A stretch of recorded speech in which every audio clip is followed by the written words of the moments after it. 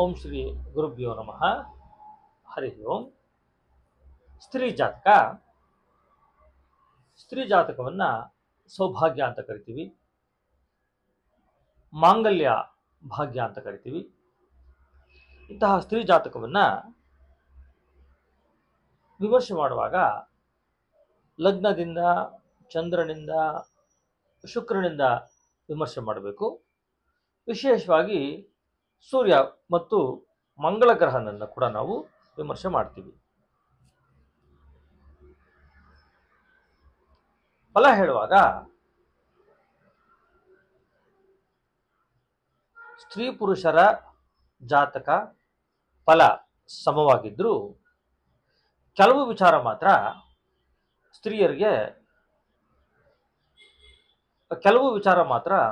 ಸ್ತ್ರೀಯರಿಗೆ ವಿಶೇಷವಾಗಿರುತ್ತದೆ. ಅದನ್ನ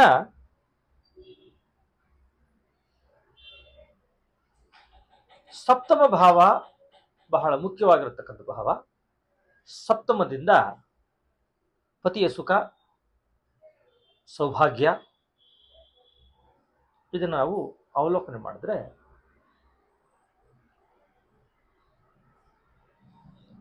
ಸಪ್ತಮ ರಾಶಿ ಜಲರಾಶಿ ಆಗಿದ್ದು ಪಾಪಗ್ರಹಣದ ಪೀಡಿತವಾದರೆ ಸಾಮಾನ್ಯವಾಗಿ ಸ್ತ್ರೀಯರಿಗೆ ಸಂಸಾರದ ಸುಖ ಸದಾ ದುಃಖದಿಂದ ಕೂಡಿರುತ್ತದೆ. ಗ್ರಹಗಳಲ್ಲಿ 3 ಗ್ರಹ ವಿಶೇಷವಾಗಿರ್ತಕ್ಕಂಥ ಗ್ರಹ, ಅವು ನಾವು ವಿತಂತು ಗ್ರಹ ಅಂತ ಕರಿತೀವಿ. ಆ ವಿತಂತು ಗ್ರಹಗಳು ಯಾರು ಅಂದ್ರೆ ಕುಜ, ಶನಿ, ರಾಹು ಮತ್ತೆ ವಕ್ರಿ ಗ್ರಹ. ಇವು ವಿತಂತು ಗ್ರಹ ಅಂತ ಕರಿತೀವಿ. ಇವು ಮಾಂಗಲ್ಯವನ್ನ, ಕಾಲವನ್ನ ಕತ್ತರಿಸಿಬಿಡುತ್ತೆ. ಹಾಗೇನೆ ಲಗ್ನ ಮತ್ತೆ ಚಂದ್ರ ಇರತಕ್ಕಂಥ ರಾಶಿ ಸ್ತ್ರೀ ಜಾತಕದಲ್ಲಿ ಸಮರಾಶಿ ಆಗಿದ್ದು ಶುಭಗ್ರಹಗಳ ಸಂಬಂಧ ಬಂದರೆ ಅವರ ಸೌಂದರ್ಯ ದಿನೇ ದಿನೇ ಹೆಚ್ಚುತ್ತಾ ಹೋಗ್ತಾ ಇರ್ತದೆ. ಹಾಗೆಯೇ ತ್ರಯೋಗುಣಗಳು, ತ್ರಿಗುಣಗಳು ಇರತಕ್ಕಂಥ ರಾಶಿ, ತ್ರಿಗುಣಗಳು ಇರತಕ್ಕಂಥ ಲಗ್ನ, ತ್ರಿಗುಣಗಳು ಉಳ್ಳಂಥ ಗ್ರಹಗಳ ಒಂದು ಸ್ವಭಾವದ ಮೇಲೆ ಆಕೆಯ ಸ್ವಭಾವ ಹೆಚ್ಚಾಗ್ತಾ ಹೋಗ್ತದೆ. ಇನ್ನು ಲಗ್ನ ಮತ್ತೆ ಚಂದ್ರ ಏನಾದರೂ ವಿಷಮ ರಾಶಿ ಆಗಿದ್ರು ಅಂದ್ರೆ 1, 3, 5, 7 ಈ ತರ ವಿಷಮ ರಾಶಿ ಆಗಿದ್ರೆ ಆಕೆ ಪುರುಷನ ದೇಹದ ಆಕೃತಿಯನ್ನು ಉಳ್ಳವಳಾಗಿರ್ತಾಳೆ, ಅಥವಾ ಪುರುಷರಂತೆ ಪರಾಕ್ರಮಿಯಾಗಿರ್ತಾಳೆ ಅವಳು ಅಂತ ಕೂಡ ಗೊತ್ತಾಗ್ತದೆ. ವಿಶೇಷವಾಗಿ ಸ್ತ್ರೀಯರಲ್ಲಿ ತೃತೀಯ ಸ್ಥಾನ ಬಲವಾಗಿದ್ದು ಅಲ್ಲಿಗೆ ಪುರುಷ ಗ್ರಹಗಳ ಸಂಬಂಧ ಬಂದ್ರೆ ಆ ಸ್ತ್ರೀಯು ಪುರುಷನಂತೆ ಬಲಾಢ್ಯವಾಗಿರ್ತಾಳೆ. ಜಗತ್ತಿನ ಎಲ್ಲ ಆಗು ಹೋಗುಗಳನ್ನು ಅವಳು ಗೆಲ್ತಾಳೆ. ಅವಳು ಜೀವನದಲ್ಲಿ ಅಭಿವೃದ್ಧಿಯನ್ನು ಕಾಣ್ತಾಳೆ ಅಂತ. ಹಾಗೇನೆ ಆ ಸ್ತ್ರೀ ಜಾತಕದಲ್ಲಿ ಪುರುಷ ಗ್ರಹಗಳೆಲ್ಲ ಸ್ತ್ರೀ ರಾಶಿಯಲ್ಲಿದ್ದರೆ ಅವಳು ಹಠ ಹಿಡಿತಾಳೆ, ಚಂಡಿತರ ಆಗ್ತಾಳೆ, ಹಠದ ಸ್ವಭಾವ ಹೆಚ್ಚಾಗ್ತದೆ. ಇನ್ನು ಸ್ತ್ರೀಯರಲ್ಲಿ ಸೌಭಾಗ್ಯ, ಮಾಂಗಲ್ಯ ಅಂತಕ್ಕಂಥದ್ದು ಬಹಳ ವಿಶೇಷ. ಅದು ಸಪ್ತಮ ಸ್ಥಾನ ಹೇಳ್ತದೆ. ಸಪ್ತಮ ಭಾವ ಅದೇನಾದರೂ ಪೀಡಿತವಾಗಿದ್ದರೆ ಆಕೆಯ ಪತಿಯು ಸದಾ ನಿಂದಿತನಾಗಿರ್ತಾನೆ, ನಿಂದನೆಯನ್ನು ಅವನು ಅನುಭವಿಸ್ತಾ ಇರ್ತಾನೆ, ಆಕೆಯ ಪತಿ. ಹಾಗೇನೆ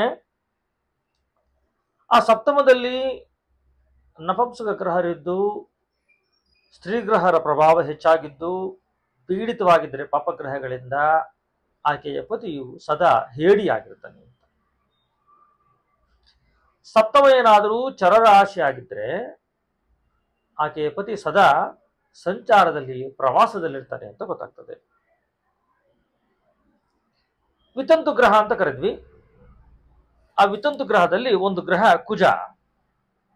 ಇವನು ಪಾಪಿಯಾಗಿದ್ದು ಸಪ್ತಮವನ್ನು ಪೀಡಿಸಿದ್ದಾದ್ರೆ, ಸಪ್ತಮಕ್ಕೆ ತೊಂದರೆ ಕೊಟ್ಟು ಅನ್ಯ ಪಾಪಗ್ರಹಗಳಿಂದ ಕೂಡಿತರಾಗಿದ್ದರೆ ಸಪ್ತಮ ಭಾವ ಬಾಧಕರಿಂದ ಪೀಡಿತವಾಗಿರಬೇಕು, ಪಾಪಗ್ರಹಗಳು ಹೆಚ್ಚಾಗಿರಬೇಕು, ಜೊತೆಯಲ್ಲಿ ಕುಜನಿಂದನೂ ಕೂಡ ಆ ಸಪ್ತಮ ಭಾವಾಧಿಪತಿ ಆ ಭಾವಕಾರಕರು ಏನಾದರೂ ಪೀಡಿತವಾದರೆ ಅವಳು ಬಾಲವೈದ್ಯವೇ ಆಗ್ತಾಳೆ. ಆ ಮಂಗಳ ಗ್ರಹನು ಬಾಲವೈದ್ಯವ್ಯವನ್ನು ಕೊಟ್ಟು ಬಿಡ್ತಾನೆ ಅಂತ. ಇನ್ನು ರವಿ ಏನಾದರೂ ಸಪ್ತಮವನ್ನು ಪೀಡಿಸಿದ್ದೇ ಆದರೆ, ಬಾಧಕನ ಸಂಬಂಧವನ್ನು ಮಾಡಿ ಸಪ್ತಮ ಪೀಡಿತವಾದರೆ, ಆ ಸಪ್ತಮ ರಾಶಿ ಪೀಡಿತವಾಗಿರತಕ್ಕಂಥ ದಶಾಭುಕ್ತಿಯಲ್ಲಿ, ಪೀಡಿಸುವಂತಹ ಗ್ರಹದ ದಶಾಭುಕ್ತಿಯಲ್ಲಿ ಆಕೆಯು ಪತಿಯಿಂದ ದೂರ ಆಗಬೇಕು, ಡಿಸ್ಪ್ಯೂಟ್ ಆಗಬೇಕು, ಅಥವಾ ವಿಚ್ಛೇದನ ಅನ್ನೋದಕ್ಕಿಂತ ದೂರ ಆಗ್ತಕ್ಕಂಥ ಸಾಧ್ಯತೆ ಈ ಜಾತಕದಲ್ಲಿ ಹೆಚ್ಚಾಗಿರುತ್ತದೆ. ಇನ್ನು ಸಪ್ತಮದಲ್ಲಿ ಶನಿಗ್ರಹನು ಬಲಾಢ್ಯನಾಗಿದ್ದರೆ, ಪಾಪಗ್ರಹಗಳಿಂದ ಪೀಡಿತವಾಗಿದ್ದರೆ ಅದು ಎರಡು ರೀತಿಯಾಗಿರ್ತಕ್ಕಂಥ ಫಲವನ್ನು ಕಾಣ್ತೀವಿ ನಾವು. ಸಪ್ತಮದಲ್ಲಿರ್ತಕ್ಕಂಥ ಶನಿಯು ಆಕೆಯನ್ನ ವಯಸ್ಸಿನ ಅಂತರ, ಅಂದರೆ ಪತಿ ಮತ್ತು ಪತ್ನಿಯರಲ್ಲಿ ವಯಸ್ಸಿನ ಅಂತರ ಸಾಮಾನ್ಯವಾಗಿ 5ಕ್ಕಿಂತ ಹೆಚ್ಚಾದ ವರ್ಷ ಅವರಲ್ಲಿ ಪತಿ ಪತ್ನಿಯರಲ್ಲಿ ಹೆಚ್ಚಿನ ವಯಸ್ಸಿನ ಅಂತರವನ್ನ ತೋರಿಸ್ತಾನೆ.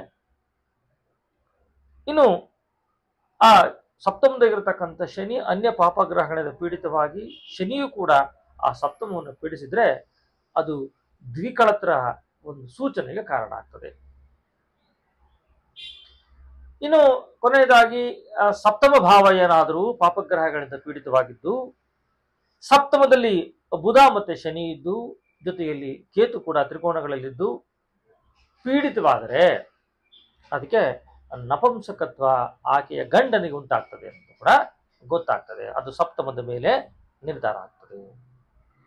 ಹಾಗೇನೆ ಸಪ್ತಮ ಅಂತಕ್ಕಂಥದ್ದು ಅನ್ಯ ಬಹು ಪಾಪಗ್ರಹದಿಂದ ಪೀಡಿತವಾದರೆ ಅವಳಿಗೆ ವಂದ್ಯಾ ದೋಷ ಅನ್ನೋದು ಕಾಣುತ್ತೆ. ಆ ವಂದ್ಯಾ ದೋಷದಿಂದ ಆಕೆಯು ಸಂತಾನಕ್ಕೆ ಅಡ್ಡಿಯಾಗ್ತದೆ. ವೇದಾಂತಗಳನ್ನ ಹೆಣ್ಣೇನಾದ್ರೂ ಕಲಿತಾಳೆ, ವೇದ ಮಂತ್ರಗಳನ್ನ ಪಾಠಗಳನ್ನೇನಾದ್ರೂ ಕಲಿತಲು ಅಥವಾ ವೇದಾಂತಗಳನ್ನ ಅಭ್ಯಾಸ ಮಾಡಿ ಆಧ್ಯಾತ್ಮಕ್ಕೆ ಹೋಗ್ತಾಳೆ ಅಂದ್ರೆ ಅವ್ರಿಗೆ ಬ್ರಹ್ಮಜ್ಞಾನ ಅಂತ ಕರಿತೀವಿ, ಬ್ರಹ್ಮಿಣಿ ಅಂತ ಕರಿತೀವಿ. ಅದನ್ನ ಹೇಗೆ ನಮ್ಗೆ ಗೊತ್ತಾಗುತ್ತೆ ಅಂದ್ರೆ, ಆ ವೇದಾಂತ ಶಾಸ್ತ್ರವನ್ನು ಕಲಿಬೇಕಾದ್ರೆ ಶುಕ್ರ ಕುಜ ಗುರು ಬುಧರು, ಶುಕ್ರ ಕುಜ ಬುಧ ಗುರು ಈ 4 ಗ್ರಹಗಳು ಸಮರಾಶಿಯಲ್ಲಿ ಇರಬೇಕು. ಈ 4 ಗ್ರಹಗಳು ಸಮರಾಶಿಯಲ್ಲಿದ್ದು ಅಂದ್ರೆ ವೃಷಭ, ಕಟಕ, ಕನ್ಯಾ, ವೃಶ್ಚಿಕ, ಮಕರ, ಮೀನ ಈ ರಾಶಿಗಳಲ್ಲಿ ಇದ್ದು ಬಲಾಢ್ಯರಾದ್ರೆ ಅವಳು ವೇದಾಂತಗಳನ್ನ ಅಭ್ಯಾಸ ಮಾಡ್ತಾಳೆ. ಆದ್ರೆ ಸನ್ಯಾಸಿ ಆಗಲ್ಲ, ವೇದಾಂತಗಳನ್ನ ಅವಳು ಅಭ್ಯಾಸ ಮಾಡ್ತಾಳೆ. ಅವಳು ಸನ್ಯಾಸಿ ಆಗ್ತಾಳೆ ಅಂತಂದ್ರೆ ಆ ಮೋಕ್ಷ ತ್ರಿಕೋಣಗಳು 4, 8, 12 ಭಾವಗಳು, ಆ 4, 8, 12 ಭಾವಗಳು ಬಲವಾಗಬೇಕು. 4, 8, 12 ಭಾವಾಧಿಪತಿಗಳ ಒಂದು ಸಂಬಂಧವಿರಬೇಕು. ಹಾಗೇನೆ ಆ 4, 8, 12ಕ್ಕೆ ಆಧ್ಯಾತ್ಮಿಕ ಕಾರಕರಾಗಿರ್ತಕ್ಕಂಥ ಕೇತು, ಶನಿ, ಗುರು ಈ 3 ಗ್ರಹಗಳ ಸಂಬಂಧ ಈ ಮೋಕ್ಷ ತ್ರಿಕೋಣಗಳಿಗೆ ಬರಬೇಕು. ಅದರ ಜೊತೆಯಲ್ಲಿ ಧಾರ್ಮಿಕ ಧರ್ಮಸ್ಥಾನ 9ನೇ ಮನೆಯ ಒಂದು ಸಂಬಂಧ ಬರಬೇಕು. ಅಂದ್ರೆ ಒಂದು ಶುಭ, ಒಂದು ಅಶುಭ, ಒಂದು ಶುಭ ಅಶುಭ ಭಾವಗಳ ಸಮ್ಮಿಲನವೇ ಆಧ್ಯಾತ್ಮ ಅಂತ ಕರಿತೀವಿ. ಹಾಗಾಗಿ ಈ ಸ್ತ್ರೀ ಜಾತಕದಲ್ಲಿ ಅನೇಕ ಶಾಸ್ತ್ರವನ್ನು ಅವರು ಏನಾದರೂ ಕಲಿತಾರೆ ಅಂತಂದ್ರೆ ಅದಕ್ಕೆ ಶುಕ್ರನ ಒಂದು ಅನುಕೂಲ ಬಹಳ ಮುಖ್ಯ. ಶುಕ್ರನನ್ನ ಭಾರ್ಗವಂ ಪ್ರಣಮಾಮಿ ಅಂತ ಕರಿತೀವಿ. ಶುಕ್ರನು ಸಕಲ ಶಾಸ್ತ್ರವನ್ನು ಕೊಡ್ತಕ್ಕಂಥವನು. ಅವನು ಜೊತೆಯಲ್ಲಿ ಎಲ್ಲ ಗ್ರಹಗಳು ಗುರು, ಕುಜ, ಶುಕ್ರ, ಬುಧ ಈ ಗ್ರಹಗಳು ಎಷ್ಟು ಬಲರಾಗ್ತಾರೋ, ಶುಕ್ರನು ಎಷ್ಟು ಬಲಾಢ್ಯನಾಗ್ತಾನೋ ಅಂಥ ಸ್ತ್ರೀಯು ಸಕಲ ವೇದ ವಿಧಾಂಗಗಳನ್ನು ಕಲಿಯಲಿಕ್ಕೆ ಅವಳು ಸಮರ್ಥಳಾಗ್ತಾಳೆ ಅಂತ ಕೂಡ ಗೊತ್ತಾಗ್ತದೆ. ಆ ನಂತರ ಸ್ತ್ರೀಯ ಮಾಸಿಕ ಋತುಧರ್ಮ ಅದು ಬಹಳ ಮುಖ್ಯ. ಅದು ಜನ್ಮಚಂದ್ರನಿಂದ ಮಂಗಳನು ಉಪಚಯ ಅನುಪಚಯ ರಾಶಿಗಳಲ್ಲಿ ಇರುವಾಗ ಅವಳ ಪೀರಿಯಡ್ಸ್ ಆಗಿರಬಹುದು ಅಥವಾ ಗರ್ಭಧಾನ ಆಗಿರ್ಬೋದು. ಅವಳ ಗರ್ಭಧಾನ ಆಗಬೇಕಾದ್ರೆ, ಆ ಪೀರಿಯಡ್ಸ್ ಆಗಬೇಕಾದ್ರೆ ಬಹಳ ಮುಖ್ಯವಾದ ಅಂಶ ಅಂದರೆ ಜನ್ಮಚಂದ್ರನಿಂದ ಆ ಮಂಗಳನು ಉಪಚಯ ಅನುಪಚಯ ರಾಶಿಗಳಲ್ಲಿ ಸಂಚಾರವಾಗ ಪೀರಿಯಡ್ಸ್ ಆಗುತ್ತೆ ಅಥವಾ ಪೀರಿಯಡ್ಸ್ ನಿಂತು ಗರ್ಭವತಿ ಆಗ್ತಾಳೆ. ಅದೆರಡಕ್ಕೂ ಕಾರಣ ಚಂದ್ರಮಂಗಳರೇ ಅಂತ ಹೇಳ್ತಾ ಈ ಒಂದು ವಿಡಿಯೋವಿನಲ್ಲಿಗೆ ಸಂಪೂರ್ಣ ಮಾಡೋಣ. ಸ್ತ್ರೀ ಜಾತಕ ವಿಶೇಷ ಇದು ಪರಾಶರ ಪದ್ಧತಿಯ ಪ್ರಕಾರ. ನಮಸ್ಕಾರ.